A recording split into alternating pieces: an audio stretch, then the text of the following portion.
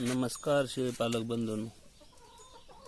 तर आपला आजचा विषय आज आहे शेळीची डिलिव्हरी झाल्याच्या नंतर शेळीला काय खुराक द्यायला पाहिजे. शेळीची डिलिव्हरी झाल्याच्या नंतर अर्ध्या तासाने तुम्ही त्यांना घरी करडी असली तर करडी मांडू शकता, पुन्हा बाजरी असेल तर बाजरी मांडू शकता, किंवा आपण जे दररोज आपण खुराक देतो गव्हाचा असो किंवा मकाचा असो तो सुद्धा मांडू शकतात. नाही तर तुमच्याकडे सरकी पेंड असली तर ती सुद्धा चालेल. शेळी वेल्यानंतर शेळीला दररोज खुराक द्यायला पाहिजे का आपण, तर आपण 100% खुराक त्यांना द्यायलाच पाहिजे.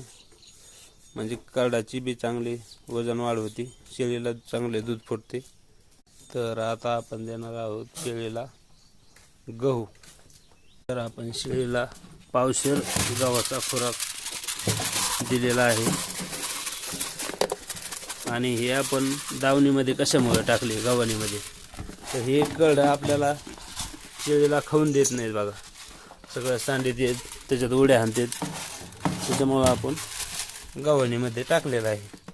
त्या वेलेल्या शेळ्या आहेत त्यांना आपण गव्हाणीमध्येच टाकतो, म्हणजे सांडायचा विषय होत नाही लय.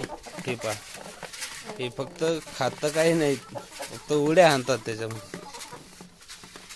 आणि असा विषय नाही, तुम्ही मकाच शेळ्याला भाडा देऊ शकता हो, नाही तर गव्हाचा देऊ शकता. तुमच्याकडे घरी जे उपलब्ध आहे तेच देऊ शकता तुम्ही. म्हणजे असं नाही आपल्याकडे गहू आहे, गहू विकून आपण मका आणून मका खाऊ घालू. आपल्याला परवडेल ते आपल्याला खुराक द्यायचा आहे. ही शेळीचं आता विशेष म्हणजे शेळी वेल्यानंतर 8-10 दिवसांनी त्याला जंतुनाशक करणं आवश्यक आहे.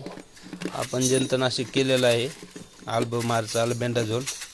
आणि आता आपण त्यांना 10 दिवस लिव्ह 52 हे टॉनिक देत आहोत.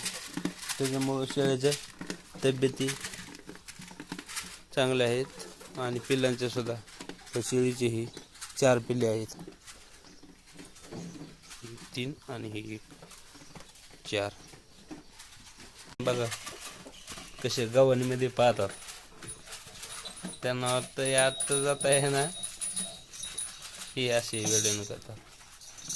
तर मंडळी, कसा वाटला आजचा व्हिडिओ? आवडला असला तर लाईक करा, फॉलो करा आणि सबस्क्राईब करा. धन्यवाद.